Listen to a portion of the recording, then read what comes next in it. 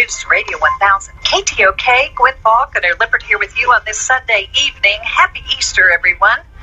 I hope you're staying weather aware. A special edition tonight, Oklahoma history, because the 128th anniversary of the land run of '89 is going to be happening the end of this week. So who better to talk to than author John J. Dwyer. He has written the fabulous book, The Oklahomans, The Story of Oklahoma and Its People, Volume 1, Ancient to Statehood. So we get right under the wire, don't we? Yes, Thank you for joining me in studio. This is very, very special. And in full disclosure, we pre-recorded this before Easter. But let's talk about this land run that everybody reenacts on April 22nd and all that. Well, Gwen, it's an exciting and epic and very unique part of American history, and distinctive to Oklahoma. And as you know, we've talked about this before. One of the goals of our Oklahoma history books is to kind of wake all of us up and help us to realize what an amazing and truly singular history that Oklahoma has. We tend to take it for granted as we grow up, live and move and have our being around it, but it is like none other, not least of which, not the land run you're referring to, the run of '89, which was actually the first of a whole series of land runs that ran up through the 1890s, but distinguished because it was the first one. It was also the one that Oklahoma City, Guthrie, Stillwater, Mustang, Norman, Purcell, Moore, El Reno, the entire OKC metro and in every direction from there, that was the land, that was when this land was settled. And you're making appearances all over to commemorate that. I think it's because you're so fun to talk to, and it's fun to hear, it's fun to read about history, and this book is so nice because of the stories in addition to the history and the real people aspect to it. But you're such a great storyteller. Well, that's first and foremost. I finally came to that conclusion, Gwen. People say, well, what do you do? What are you? And I guess with a great-grandfather whose name was O'Dwyer, as in Joseph J. O'Dwyer, who came over at age 17 on a boat from Ireland by himself. There's kind of a long line of storytellers in the Irish culture, and that's really what I think I was born to be. And I love history. We were raised and weaned on it in Duncan, Oklahoma by my widowed mother. But I don't like to just read about it. I like to tell people about it. And I remember, probably like a lot of us, I had an Oklahoma history class when I was a child that was just not that exciting. It was one of my favorites. What coach taught your Oklahoma history class? Well, I'm not going to mention the name. I will say he was one of my favorite coaches. Yes. But he was no more interested, Gwen, in Oklahoma history than we were. They pull out those radio books with no pictures in them each year off the rack. And he was as excited as we were when he was able to leave early for a road trip game and miss our class. We'd have study halls. Which does us such a great disservice, because there are other states that every year study their state history. I'm not going to name them because I think that's why they are so like they are. But anyway, moving on. But Oklahoma history is so exciting. I mean, really, how many land runs were there, John? Well, there were approximately half a dozen. Of course, the run of '89 that we talked about a moment ago, there were runs also through 1895 is the last one that I'm familiar with, and actually the biggest land run. And by the way, in our book, The Oklahomans, The Story of Oklahoma's People, Volume 1, we actually break it out, and we have color maps of each of the individual land runs. And you can see where each one of them has the state of Oklahoma, and then has a different color for that particular land run. So you can see where, for instance, the run of '89 was, where the Cheyenne-Arapaho run, which was western Oklahoma in 1892, where the granddaddy of all, the Cherokee-Outlet run, 1893. Some of our listeners might be familiar with that without realizing it. That was the basis for the big movies that we've had through the years. The Cherokee Land Run is. That's correct. The Cherokee Outlet, 1893, 100,000 people rode in that. Far and Away, which a lot of people seen, Oklahoma, Duncan, Oklahoma native Ron Howard directed, Tom Cruise and Nicole Kidman. That depicted the land run of 1893. Two movies that both named Cimarron, both from the great Edna Ferber epic. In fact, the first Best Picture ever, Hollywood Best Oscar, Oscar winner for Best Picture ever. 1931 was Cimarron, the original movie about the land run of 93 in Oklahoma. That's fantastic. Isn't that amazing? Who knew? I didn't know that until a few years ago. But that's true. Then a great remake in 1960, Glenn Ford. So now here's the thing. These were every bit as exciting as Ron Howard depicts in Far and Away. I mean, there were people, there were fights, there were suits, there were shootouts. Our first mayor of Oklahoma City died of a wound suffered in a gunfight on Main Street. I did not. William Couch Drive, Couch Center, and all of that. So these were very exciting. They make for great movies, but they were pretty dangerous to actually be in them.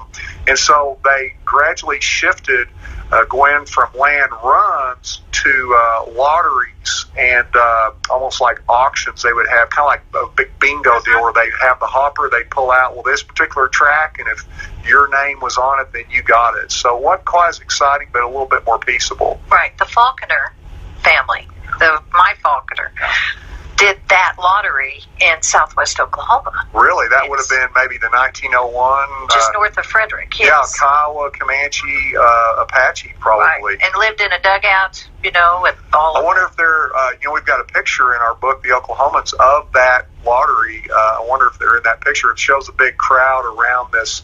Like I said, it looks kind of like a bingo hopper where they're pulling names out of the chute for who gets the next piece of land. Well, I do appreciate the fact that you have brought back the magic of maps. Seriously, and I'm not talking about the maps projects. I'm talking about the land run and how, because that's such a part of our story as well, and all these land runs. It is, and credit for a lot of that, just like so many things of this project, Gwin, as you know, we've talked before, but Dr. Bob Blackburn and the Oklahoma Historical Society, so many people over there, Nicole Harvey, Bill Welge, John May, it just goes on and on, Bruce Fisher, that through the 10 years it took to make this book, opened up their facilities, their archives, their hearts, and I say that because we're related to maps. Bill Welge, who for many years was the archivist and then the head of the Native American Research Division at Historical Society. That's how I found out that they had this treasure trove of all these maps, some of which you can actually buy there for modest prices in the library at the History Center. But I'm a visual learner, and I need to see it. You can tell me all day long and my eyes glaze over, but if you show me a big, half-page, full-page map where it's big enough to see, then I start to understand. We've got, as you probably know, we've got a whole page. It's like a map glossary at the beginning of the book that tells you what maps are on what pages. This book is so fascinating, and it's in small bites. I mean, you can sit down and let's look up the lottery, and look up that. And it really is fascinating. What is a common question that people ask about Oklahomans when you make all these presentations statewide? I'm sure they ask about the land run. No. But then beyond that, what do they ask? It's funny, Gwin. A lot of times they make a statement. I didn't know that happened here. I didn't know she was from here. And in my Oklahoma history course that I teach at Southern Nazarene University, I always have just an array of films, the DVD versions of all these great movies that have come out through the years, movies like True Grit and Cimarron and many, many others, Far and Away, because so many times Hollywood will, you won't even know what happened here in Oklahoma. You won't even know that Rooster Cogburn clearly, whether it was consciously or not, was modeled after the great Heck Thomas, who was first police chief of Lawton, maybe the greatest lawman of the Old West.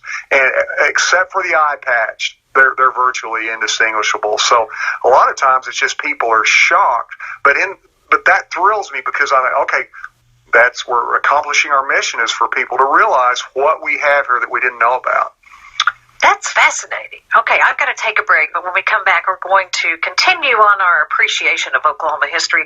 John J. Dwyer is here. He has written the book, The Oklahomans, the story of Oklahoma and its people. And the theme is kind of what makes us who we are. We'll talk more when we come back. Remember, if you'd like to hear this interview again, share the link. It's on ktok.com under my name, Gwin Lippert, and it will be segments number 3 and 4 and be available 1 week. You're listening to 1000 KTOK.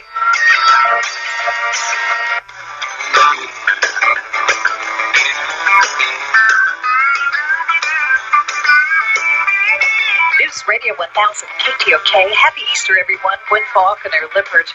We pre-recorded this special program with John J. Dwyer, the author of The Oklahomans, the story of Oklahoma and its people, for this day so that we could have a special show about Oklahoma history. As you know, this week, as of Saturday, will be the 128th anniversary of the land run of 1889. Now, John Dwyer knows that and everything else about Oklahoma history, so we're just exploring different things. And I'll tell you what, John, what amazed me is that you started to tell us what historical figures have had an influence culturally on all these other things. And you mentioned all these movies and famous Oklahoma characters that they've modeled for movie characters. So, and you're traveling the state. You've got several books out, and we will talk about your new book, Short Grass, which talks about World War II. We will get there as well. But when I contacted you, I was interested in the Oklahoma mentality of overcoming. Is that unique to Oklahoma? Well, I think it is. I can't speak to everywhere else, but there is the reality is the history of our state, there has been an inordinate amount to overcome. And the fact that our state has done so, and albeit with the friendliest people in the world. Now, that doesn't mean we're perfect. A lot of us, probably all of us struggle with the creeds and the catechisms or whatever that we believe. Those are battles for all of us, but at least we do believe things.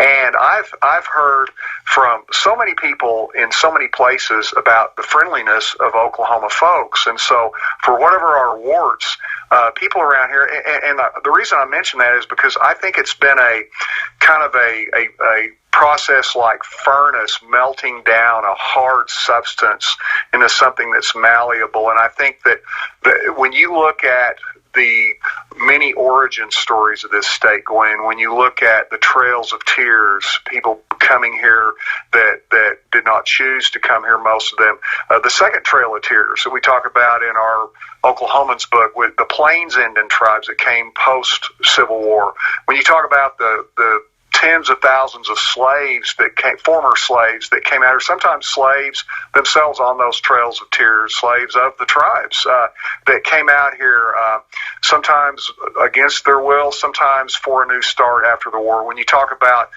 the land runs themselves, which how much did that land cost? Well, monetarily, the land was free, but it cost a lot more. You had to be willing to risk and dare a lot.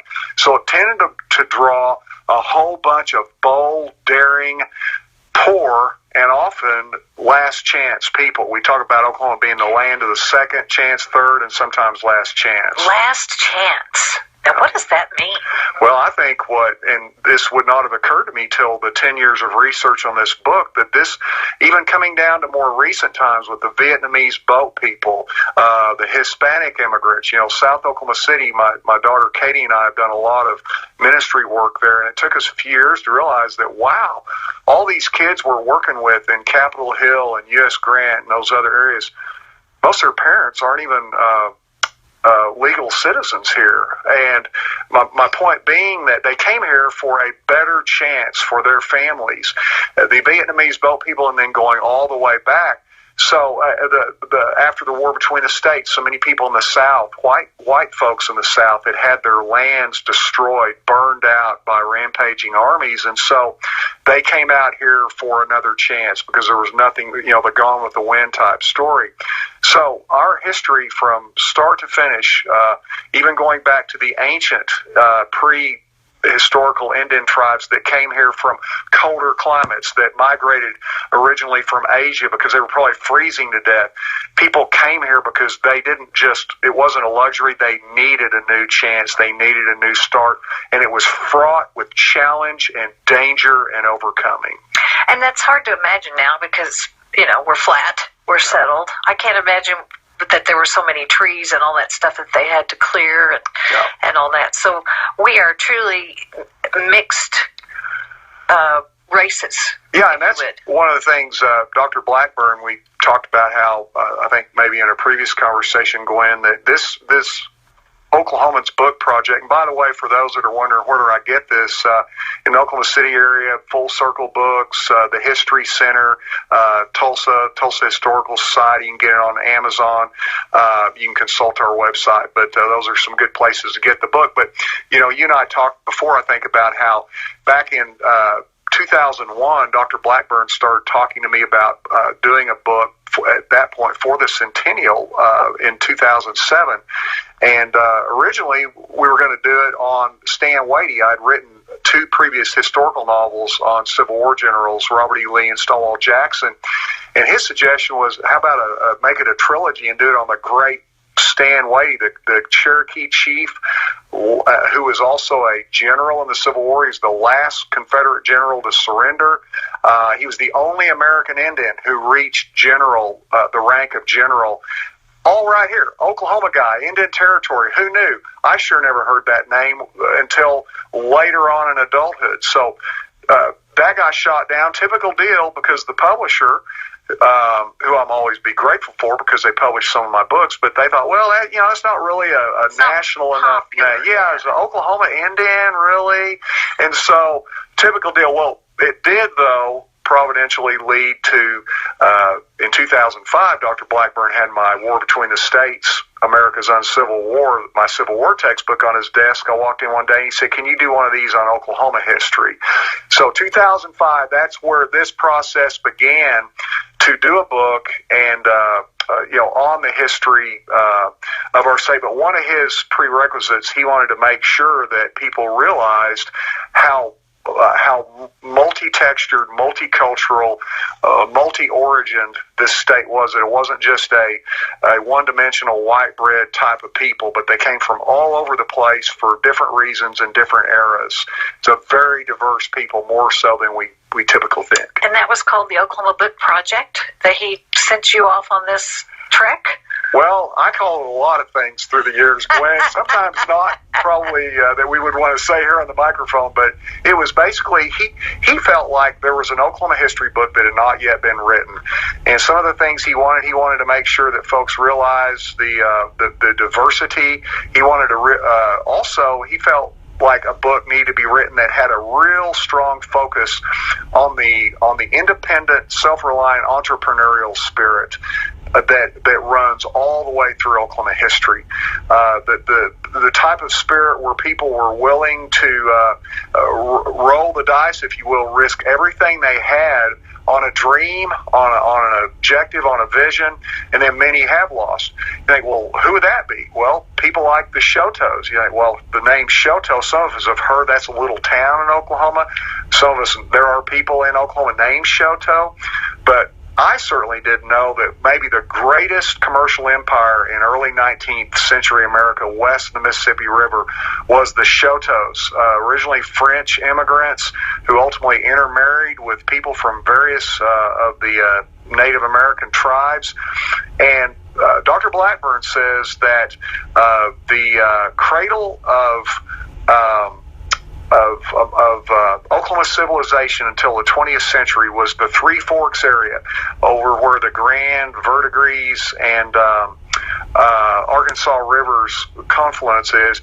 And what happened... Northeast Oklahoma? It's northeast. It's near Muskogee, a little bit south of Tulsa. Yes. What happened was the Shotos had this great commercial empire in the early 1800s. It was centered at that point around St. Louis.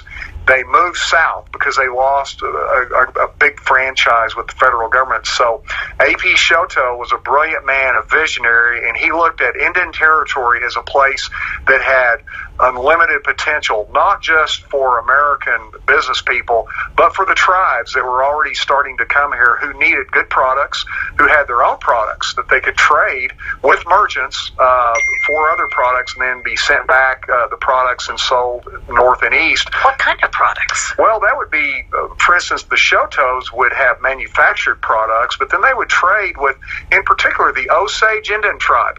People wonder, well, how did the Osage originally get here? Well, they were pushed across a big part of the continent, wound up in Missouri, trading with the Chouteaus. Well, when the Chouteaus came south and set up shop in the Three Forks area in eastern Oklahoma, the Osage so liked dealing with the Chouteaus, they moved south with them. That's why the Osage tribe came to Oklahoma in the early 1800s. Now, unfortunately, around that time, the government was in the process of sending the Cherokees on these trails of tears, and somebody didn't get the memo that the Osage were already on roughly the same land. That's why you had a war between the Osage and the Cherokees that lasted many decades. And again, who knew? Did I learn that in Oklahoma history in school, that Indians fought against each other before American Western civilization got here? I sure didn't know that. Did you know that? We explore that in detail in our book. That is fascinating. In fact, the reason that the forts, the United States military forts, a chain of them were built in the early to mid-1800s, was primarily to protect the Indian republics, the Cherokees, Chickasaws, Choctaws, Creeks, and Seminoles, who were attempting to really build modern American type settlements and civilizations from the Plains Indian tribes, the Comanches, Kiowas, Cheyennes, Arapahoes. These two groups were not friends at all, and the forts came in to try to help keep them from having to war against one another. I had no idea that I thought the forts were created so that the, in quotes, white man could go west. And it was really here to help the Indians sort out their differences. Yeah, there were very few white people in Oklahoma when these forts were originally built in the 1820s and the 1830s. Now, it's true that later forts and military campaigns later on in the later 1800s were largely unleashed to protect not just settlers but commercial interests, the railroads and all that were coming west. That's why all the buffalo were killed, to starve out the Indians, the Comanches in particular, so they couldn't fight as well. John J. Dwyer is my guest. He has written a book, among many, The Oklahomans, The Story of Oklahoma and Its People. In that this is Easter weekend, I'm interested in knowing about the story of Christianity as it relates to Oklahoma history, so we'll talk about that. Also, I have a piercing question for you. Do you ever worry that you've left someone out of your historical documentation? We'll talk with him about that. So you're listening to 1000 KTOK. But I had a piercing question for you, John, and it was, you're recounting history, you've come up with all this information about the Native Americans, you've come up with all this information about films and all that. But do you ever worry about you've missed someone in Oklahoma history? You know, it's not did I miss someone, it's who. I joke with my students, I teach history at Southern Nazarene University the last 11 years, and I frequently tell them that for a historian, humility is always just a heartbeat away, because, people will say, oh, wow, you know everything about Oklahoma history. No, I know enough to know that I'll never begin to know everything about Oklahoma history. And as one example, you think after 10 years, which is how long it took to write this book, that we wouldn't miss anything significant. Well, we mentioned even earlier in this conversation William Couch, first mayor of Oklahoma City, who died in some gunplay shortly after the run of '89. A lot of names downtown named for him. All those Couch names are named after him. Well, we're having a speaking event at Full Circle Books here a while back, and that's one of the places, by the way, if people want to get our book in the Oklahoma City area, Full Circle Bookstore, 50 Penn Place, the History Center, Tulsa Historical Society up there, Amazon. But I was doing this speaking event and book signing at Full Circle Books, and in walks my cousin, Bill and Linda Rourke. I'll give them a little shout out there, lifelong Oklahoma Cityans, and they're dining at the Belle Isle restaurant in the same building here we are now, as in also Full Circle Books, and they hear about this event I'm having they didn't know about, so they come over and they bring their best friend who's a descendant of William Couch, who happened to be dining with them. And she was so excited. She goes, wow, this book, I'm going to get to read finally a book that tells what it needs to, because they were telling her, yeah, this book's got everything about Oklahoma history.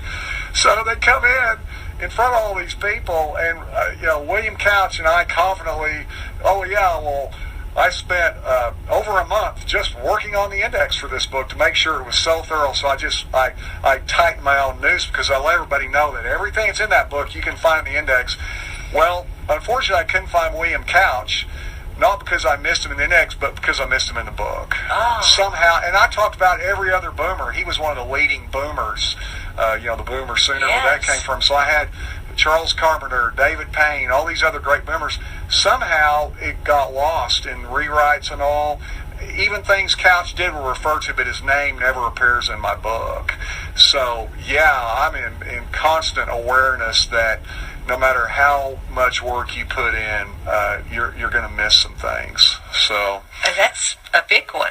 Yeah, that was fairly significant, so I probably just lost some book sales. How wonderful of you to be so humble and share that. That shows great humility. But you're right. How could you, and that's why I asked the question, because I'm sure there is a Native American, there is a Hispanic, there is a Latino, there is a who knows? Yeah, absolutely, and I'll give you another example. Quanah Parker is in the book.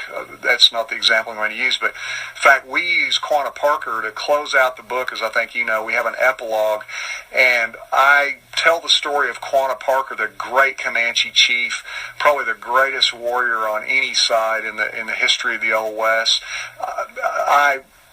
I'm not biased, even though I grew up with his great-granddaughter, and his grandson, Quanah Cox, was one of my coaches at Duncan High School. Grew up around a lot of Comanche Indians in Duncan. But Quanah Parker, in his own right, I took the epilogue of the book to tell his story as I believe the quintessential or the archetypal bridge between the old Oklahoma and the new. The old Oklahoma we cover in Volume 1 of the Oklahomans, the rock'em, sock'em, pioneer, frontier, shoot 'em up and all that, of which Quanah Parker, he was right in the middle of all that. But then he took his tribe, and I think helped take Oklahoma into the new era that Volume 2 will explore. The Oklahoma that's, trying to put behind some of those things that were appropriate in a particular generation, but now we've moved on into a modern era. And Quanah Parker led the Comanches. The Comanche tribe was in danger of total extermination with those Plains Indian Wars, and Quanah Parker, at a key point, led his people, as he had led them a war, he led them into peace. He became a great entrepreneur, a great businessman. Oklahoma and American leaders came and dined with him at his table.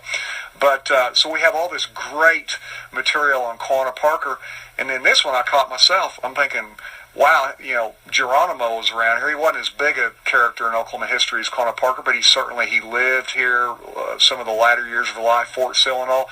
Thought, what do we say about Geronimo? Once again, Geronimo's missing from my book. I'm thinking, how did I miss Geronimo? So just getting it out there. People might not think about that, but I just want folks to know that I am never satisfied with my work. I'm always looking to make it better, and we hit it full bore with Quanah Parker. We missed Geronimo, so the next edition of the Oklahomans, in fact, maybe in Volume 2 of the Oklahomans, I'll redress that on Geronimo. That sounds great. Okay, we need to take a break. But if you would, since it is Easter Sunday, I'd like to know about the role of Christianity in Oklahoma history, because I'm sure you've got some great stories on that too. Again, the book is The Oklahomans, the story of Oklahoma and its people. The author is John J. Dwyer. He makes many public appearances. You're going to be in Yukon Tuesday at the Yukon Library this coming Tuesday evening, Claremore Will Rogers Memorial Museum this Monday, and Edmond First Church in the Nazarene this Thursday. So Yukon, Edmond, and Claremore this weekend. Go to our website, johnjdwyer.com, and find out where I'm speaking this week. I'm getting the feeling that you and Russell Westbrook are in competition for triple doubles. I'm afraid I can't. He's going to dunk on me bad. But yours is traveling. You're listening to 1000 KTOK.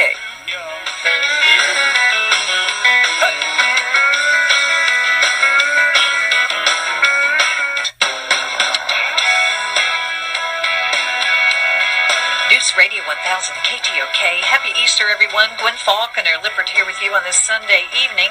In full disclosure, we pre-recorded this before the weekend. We hope you're staying weather aware. Here with me in studio, thanks to Mike Gannon, is John J. Dwyer. He is the author of The Oklahomans, The Story of Oklahoma and Its People, Volume 1, Ancient to Statehood. And we've been just marveling at his stories about Oklahoma history.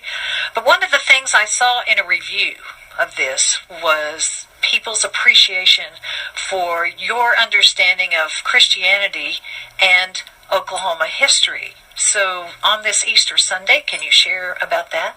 Well, I know I keep mentioning Dr. Bob Blackburn, but one of the reasons he originally wanted me to write this book was he had read my Civil War textbook, The War Between the States, America's Uncivil War, and he told me that he liked the fact that I went some places where historians wouldn't usually go, that I wasn't afraid to deal with difficult subjects and deal with them from multiple perspectives.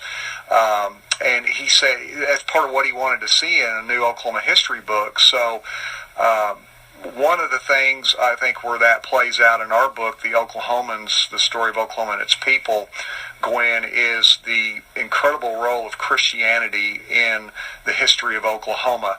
Now, when I say that, that doesn't mean that I'm trying to make this a Sunday school lesson or that I'm trying to just paint it in a one-dimensional light. People that read this book know that we tell the good, the bad, and the ugly about our state. You know, Mark Twain said words to the effect that the greatest patriot is a person who loves their country enough to call them to task when they feel like they're on a dangerous course. So I love Oklahoma. Like a lot of us, I lived away from Oklahoma for a number of years, and I came back with an even far greater appreciation for Oklahoma and realizing what Oklahoma has given to me growing up in Duncan, a small town. And so I love this state, but we talk about the good, the bad, and the ugly. I want, for instance, young people, when they read this book, to be inspired that great men and women have gone before us, whether it's Kate Barnard or Charles Colcord, who are on opposite sides of a lot of big issues in the early 1900s, but they're both towering giants of Oklahoma history. But there are also lessons we need to learn that were not happy or not inspiring, so we don't repeat them again. And so you asked about Christianity, so we include in there the times where, wow, for people that profess Christianity, how we've been remarkably blind so many times to the teachings of Christ. On the other hand, Christianity has been an indispensable part, I would suggest, of this state not just surviving but becoming the special place it is. We talk about it being friendly, so friendly that Oklahoma is. Well, in particular, we have one entire chapter in the book is entitled The Cross of Christ. Now, this is not a set-aside to say, oh, let's look at particularly Christianity as a topic. No, this is a part of the historical narrative that unfolds when the tribes, the 5 great Indian republics, what used to be referred to as the 5 civilized tribes, I think because they were advanced in ways of American culture and civilization, education, business practices, and so forth, when they were forced to come here, the despair and the heartbreak was such that certainly the leading leaders, the far-seeing leaders of those tribes, were concerned about the future and would it destroy the tribes having to move out of their ancient homelands. So one chief in particular, there were many of them, but one in particular I think evoked this well. David Folsom, I would consider a good and great Choctaw chief who saw that strangely, the Christians in the Choctaw tribe were among the most devastated because they had these extra layers of community and bonds that they had developed through the Christian church in Mississippi and their ancient homelands in the southeast. And he reached out to the missionaries that had been working with them, the pastors, and said, in fact, we say in our book, we have a sidebar, it's entitled Folsom Calls the Missionaries West. And we actually have the text of this eloquent declaration he sends around to the Christian missionaries to come west. If you really love us, you'll come with us. And so what happened was with the Choctaws, the Chickasaws, the Cherokees, and other tribes, many of these missionaries came west with them, suffered with them, had diseases with them, died and were buried with them. And there was one tribe, I believe it was maybe the Delaware tribe, where a leading native pastor who came to Christ through the teachings of these missionaries said that it wasn't until you came west with us and we saw that you were willing to give up everything you had and suffer and, if necessary, die with us, that we realized that there is a real Christianity that we had not seen in most of the people that profess it. And one of the offshoots of that, Gwin, was in the years leading up to and following the Civil War, the schools and the school districts that the tribes in eastern Oklahoma, Indian Territory, built up were superior to those in the American states that were dominated by the whites that surrounded Indian Territory by every objective opinion. So they rebuilt from the devastation of the Trails of Tears, and they rebuilt again after the Civil War in modern Oklahoma. But a huge part of that, we call it, that's why we call that chapter the Cross of Christ, is how that was singularly what helped those tribes, despite the wrong things being done to them at many times by Christians. Those missionaries that came with them helped them survive and grow afterwards. Is Christianity common among Native American tribes? Absolutely. Do they believe in Christianity? Many of them do. It's like the natives and the individual tribes are like any group of people. I mean, there's a diversity of opinions, so certainly not everyone holds to that. But I've been amazed at some of the tribes, including the Choctaws and Chickasaws. When you look at their websites, you look at the events that they have even today. Just recently, the Choctaw tribe had a big commemoration of an unveiling of a Ten Commandments monument on their tribal grounds in the Choctaw country.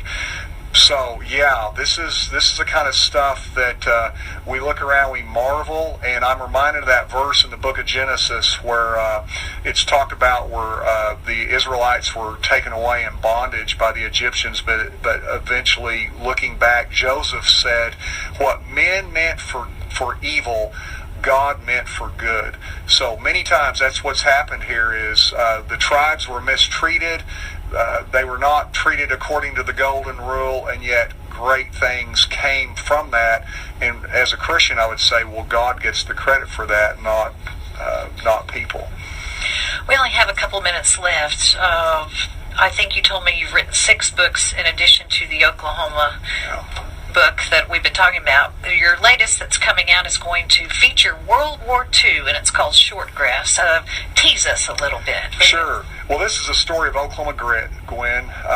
Many of us have heard through our parents, our grandparents, the Great Depression, the Dust Bowl, World War II, how the greatest generation shouldered up and made it through those incredibly difficult times that really make our complaining in this day and time seem pretty pitiful.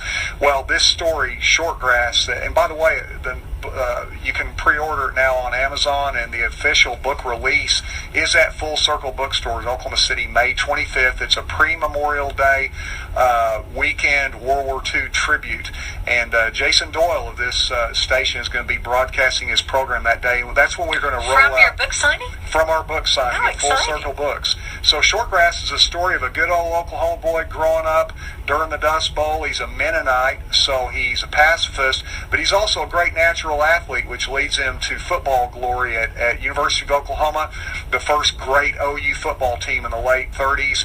And then he has a great decision to make because he's also a brilliant natural aviator. After the Japanese bombed Pearl Harbor, you can imagine they're beating this kid's door down. This is a historical novel, so it's a fictional character, but he's surrounded by real real Oklahoma characters, some of which your readers will know.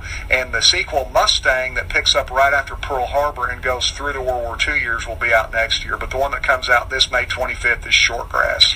Now, we talked about films based on Oklahoma characters. Have you licensed any of your books to become a film? You know, my least known book, When the Bluebonnets Come, is the one that so far has come the closest.